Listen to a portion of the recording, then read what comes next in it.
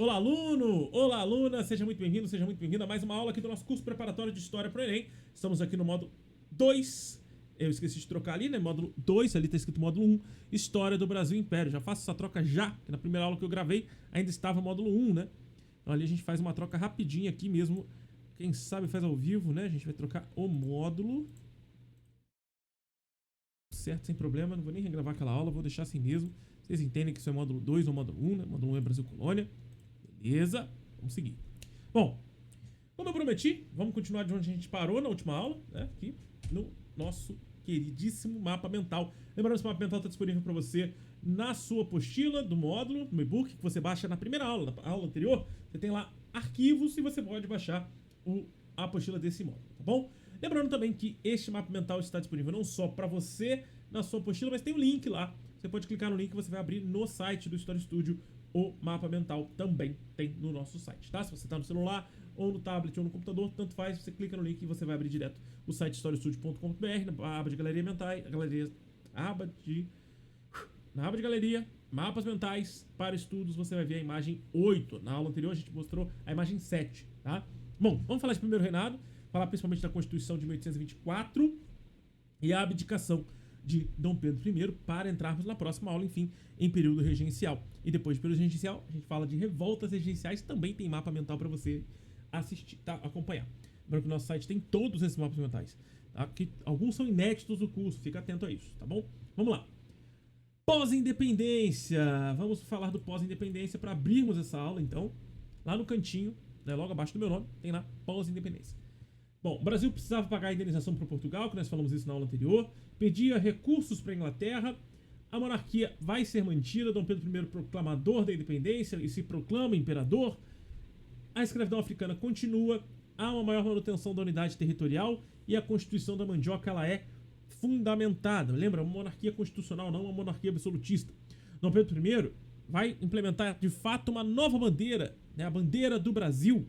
E aí a gente tem a bandeira do Brasil Império, né? Que é essa aí que tá bem no peito, estampada no peito dele. A bandeira é uma homenagem à linhagem real do casal imperial e às riquezas da terra brasileira, né? A gente tem as riquezas da terra aí com o café e o tabaco, os símbolos do reino de Portugal, a coroa representando a coroa de Dom Pedro I, que a coroa de Dom Pedro I é diferente da coroa de Dom Pedro II, são duas coroas diferentes, tá? A gente encontra essas coroas lá no Museu Imperial de Petrópolis, o cetro também a gente encontra no Museu Imperial de Petrópolis, tá? Tem uma representação do cetro logo ali do lado do quadrinho de abdicação e do lado do quadrinho de crises e conflitos, tá? Lembrando também que tem outro detalhe, é que as cores da bandeira do Brasil representam as cores da família real da Imperatriz Leopoldina e do Imperador Dom Pedro I, tá? Posteriormente, com a República, isso ganha novos significados. Os símbolos imperiais saem de cena e entram em cena os símbolos republicanos. E aí, claro, as riquezas da terra agora são a floresta, o ouro, né, substituindo aí o significado da cor verde e amarela, tá? Mas voltando ao que seria a Constituição da Mandioca, né, a Constituição da Mandioca é em 1823, né? A gente tem a proclamação da independência em 1822, setembro de 22, e lá em 1823 é reunida constituinte para construir uma constituição imperial, uma constituição da monarquia, para inclusive manter ali um controle de poderes do próprio imperador, para reduzir os poderes do imperador, como aconteceu lá atrás na Revolução Francesa, o que aconteceu também na monarquia constitucional da Inglaterra, a monarquia constitucional de Portugal. Então aqui foi uma tentativa em 1823 para que essa monarquia constitucional fosse criada. Então, em uma constituição conhecida como Constituição da Mandioca. Por quê? Porque é Brasil, né? Se não fosse do Brasil, não seria Constituição da Mandioca. Presta bastante atenção nela, hein? Retirava poderes de Dom Pedro I. Já viu que o homem não gostou, né? O cara participou de conflitos, participou de guerras, decidiu abdicar o trono de Portugal, abdicou o trono da Grécia para poder criar um novo império, um novo reino, para criar a independência do Brasil, e vão lá e tiram poderes do cara. O cara já não gostou da ideia. Passava o controle militar para o parlamento e não para o imperador. Então quem controlava o exército naquele momento não era mais o imperador, era o parlamento. O parlamento ia ser formado por uma maioria de políticos brasileiros. Então o medo era que ele, como filho do rei de Portugal, pudesse criar um contragolpe, tá? Ele deu o golpe da independência contra Portugal, e o medo é que ele pudesse usar-se do exército para manter as estruturas monárquicas portuguesas, tá? E para que ele pudesse imperar no Brasil de uma forma absolutista, como era anteriormente no período ali da avó dele, né, da Dona Maria I. O poder político concentrado na aristocracia rural, né, são os donos dos engenhos de açúcar, que posteriormente serão os donos da produção de café, né, que são os cafeicultores, que se tornam poderosíssimos durante o período regencial e principalmente no segundo reinado.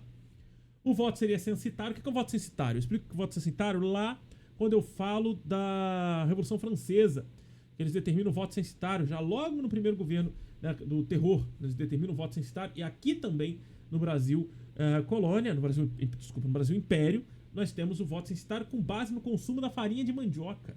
Porque farinha de mandioca era algo caro, e dependendo do quanto de farinha de mandioca você consumia anualmente, você tinha o direito a votar ou a se candidatar a algo no Brasil Império.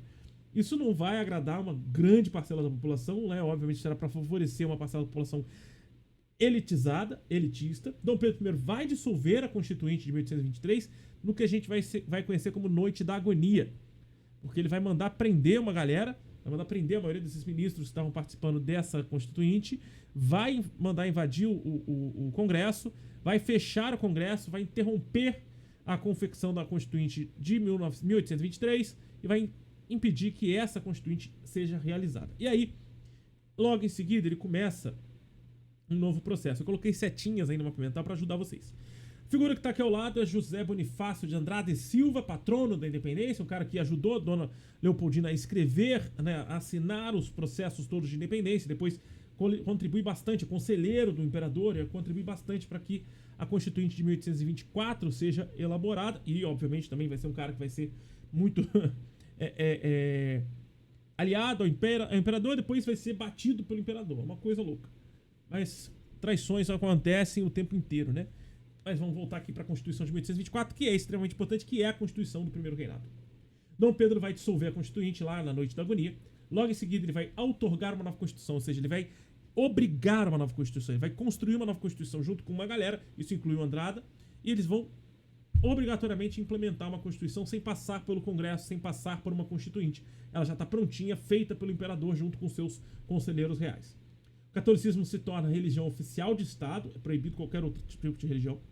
A monarquia vai ser hereditária, como já era de se imaginar. Eleições indiretas e censitárias agora por renda, por réis. Réis é a moeda da época.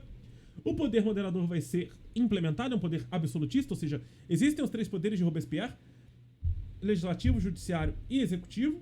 Só que o imperador, além do executivo, ele acumula a função de absolutista com o poder moderador. Ou seja, se o judiciário ou o legislativo fizer algo que desagrade o imperador, ele vai lá e usa o poder moderador, né? Se algo se algum poder se tornar mais poderoso do que o poder do executivo, ele tem o direito de passar por cima dessas regras, dessas leis e determinar aquilo que ele quiser. Então é um pedaço absolutista dentro de uma Constituição que era para acabar com o absolutismo monárquico.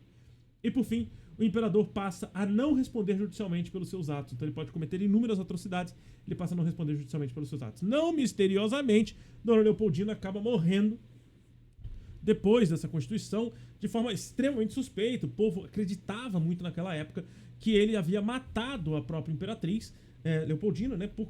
Ela caiu escada abaixo, então existe a mumificação dele e da outra imperatriz, que é a segunda esposa, que fica ali em São Paulo, no Museu do Ipiranga, se não me engano. Ali tem tem um monumento, né, que tem o corpo de Dom Pedro, já foi pesquisado, já foi estudado, tudo mais, do que ele morreu. Ele morreu de tuberculose, se eu não me engano. Ele acaba tendo todo um estudo sobre a morte dele, sobre a morte das mulheres. Só que tá vendo aquela mulher ali no canto da imagem, que tá bem ali do lado da palavra história, do módulo 2, Brasil Império? Logo aqui embaixo tem uma mocinha, né? É a Marquesa de Santos, Domitila de Castro. Existe um livro muito interessante chamado Titila e o Demonão, que mostra e conta um pouco da história de Dom Pedro I com uma das suas amantes, que é a Marquesa de Santos, Domitila de Castro. Ele chegou a ter filhos com ela, tá? Mas os filhos de Domitila não são reconhecidos dentro da linhagem real do Brasil, né? Somente são reconhecidos da linhagem real brasileira os descendentes de Dom Pedro II e da princesa Isabel, tá? Aqui não tem esse reconhecimento. os filhos de Dom Pedro I, ok, os que tiveram filhos e seguiram suas linhagens são reconhecidos como sendo príncipes e princesas do Brasil. Agora, os filhos das amantes de Dom Pedro não são reconhecidos. Fechou? Entendido? Ela era uma amante, inclusive, tão grave essa situação dela com ele, que as cartas foram publicadas nesse livro. Titilo e Demonão, um livro já do século XXI, tá? Eles recuperaram essas cartas e mostram as cartas e contam um pouco dessa história também. Uma outra coisa interessante é que chegou num momento tão cara de pau de Dom Pedro, que ele levou a Domitila de Castro para o Rio de Janeiro e a instalou num casarão próximo à Casa Real e colocou a amante como dama de companhia da imperatriz. De tão cara de pau que era esse maluco. Uma outra coisa que faz o Dom Pedro I ser não muito bem visto pela sociedade brasileira, principalmente a sociedade carioca, já no finalzinho dos anos 20 do século XIX, a princípio ele era muito querido, muito bem visto por causa do Dia do Fico, por causa das lutas pela independência, pela proclamação da independência, né, o protetor perpétuo da pátria, um cara muito bem visto. Só que quando ele começa a vacilar como um absolutista, e a imperatriz era muito querida pelo povo por causa da assinatura no dia 2 de setembro, e começam a vazar essas histórias de que ele tinha muitas amantes, ele leva a própria amante pra morar e ser dama de companhia da imperatriz, a morte da imperatriz é outra coisa que queima muito a imagem dele, a gente vai ver as crises e conflitos logo aqui no penúltimo quadro. Mas olha bem, poderes políticos da época eram divididos e eram muito interessantes como essas relações elas se davam. No primeiro reinado nós tínhamos o poder descentralizado entre as províncias, não tinha um poder centralizado na mão do imperador. Nós tínhamos os Bonifácios, né, os irmãos Andrada, como intermediários dessas relações entre os liberais federalistas e os absolutistas, e nós tínhamos os absolutistas que eram conservadores, queria o Brasil de volta ao status de colônia, coisa que não vai acontecer, ainda bem que não acontece. Mas os absolutistas, eles queriam de volta o Brasil como colônia, e Dom Pedro I como sendo o pivô dessa estrutura de colonização. Já os Bonifácios, os Andrada, eles queriam uma questão intermediária. Eles queriam manter ali os poderes absolutos de Dom Pedro para satisfazer os desejos de Dom Pedro, mas ao mesmo tempo manter o Brasil como independente. Já os liberais federalistas queriam um poder descentralizado entre as províncias sem interferência direta do imperador, como é, de fato, a independência dos Estados Unidos das 13 colônias lá no século XVIII. Só que Dom Pedro vai passar por alguns probleminhas, tá? Primeiro, em 1824, quando de fato ele consegue vencer as revoltas e as revoluções contra a independência e as lutas de independência, e quando ele começa a pagar as dívidas a Portugal, cria a Constituição de 1824, ele já encontra o primeiro conflito. A Confederação do Equador buscava uma república federativa e a separação de Pernambuco em relação ao Brasil.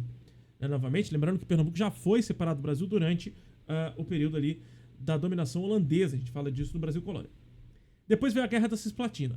Na Confederação do Equador, o Dom Pedro I consegue ganhar essa batalha e a gente consegue manter Pernambuco dentro do território do Brasil Império. Só que a Guerra da Cisplatina foi um problemão, porque ela aconteceu em 1825 e acaba em 1828, 3 anos depois, com a derrota do Brasil.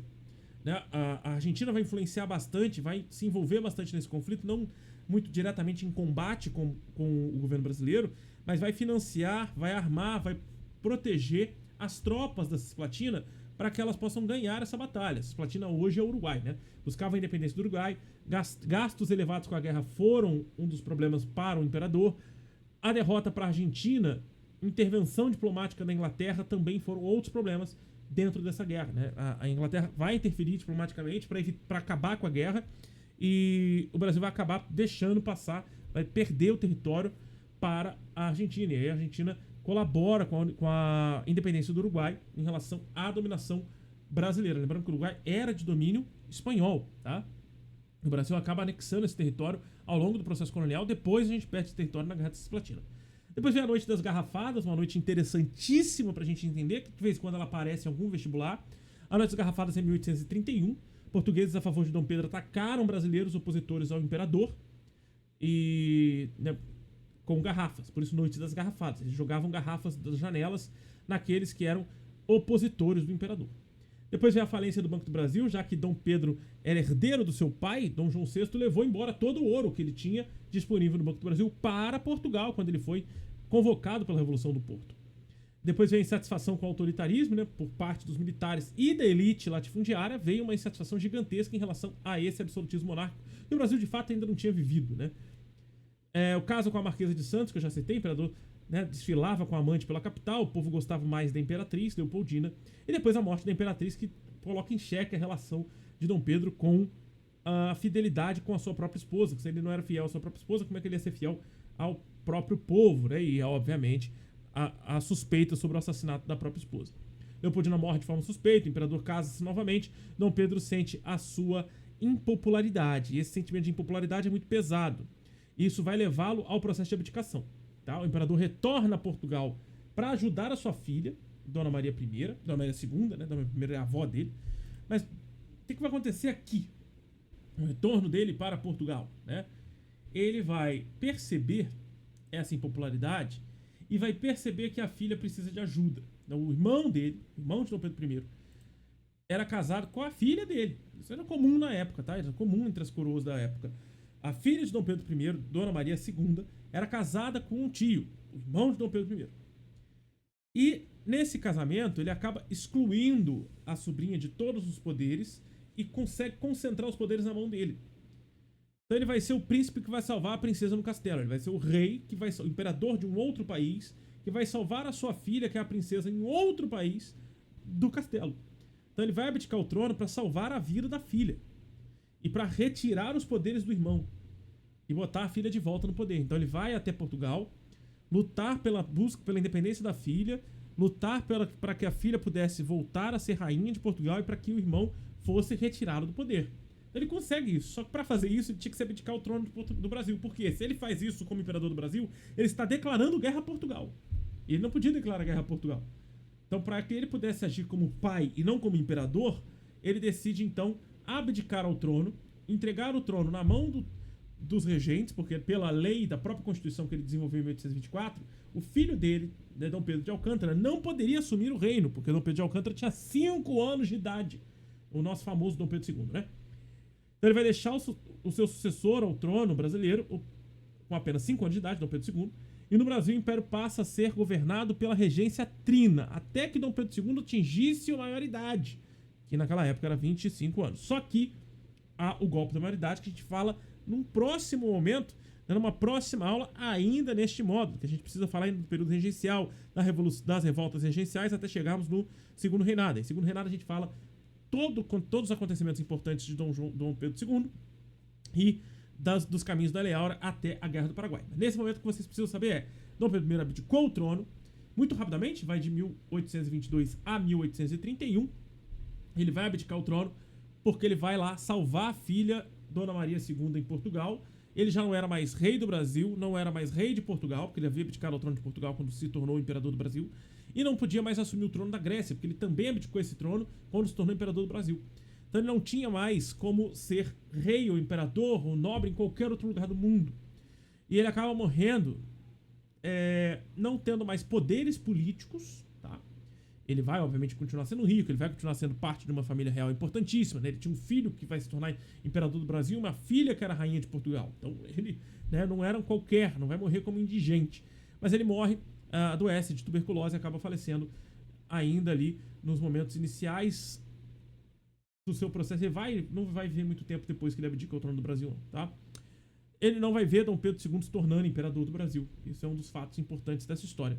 Então por isso que na próxima aula a gente vai entrar para falar sobre o que foi o período regencial, o que aconteceu com esse vazio no trono deixado por Dom Pedro I. Já já a gente volta numa próxima aula para você falando sobre o período regencial e posterior a essa, as revoltas regenciais que começaram a questionar o poder regencial até chegarmos ao golpe da maioridade, colocando Dom Pedro II como imperador do Brasil no segundo reinado, que é o tema de uma terceira aula posterior a essa. Beleza? A gente se vê na próxima. Valeu, falou!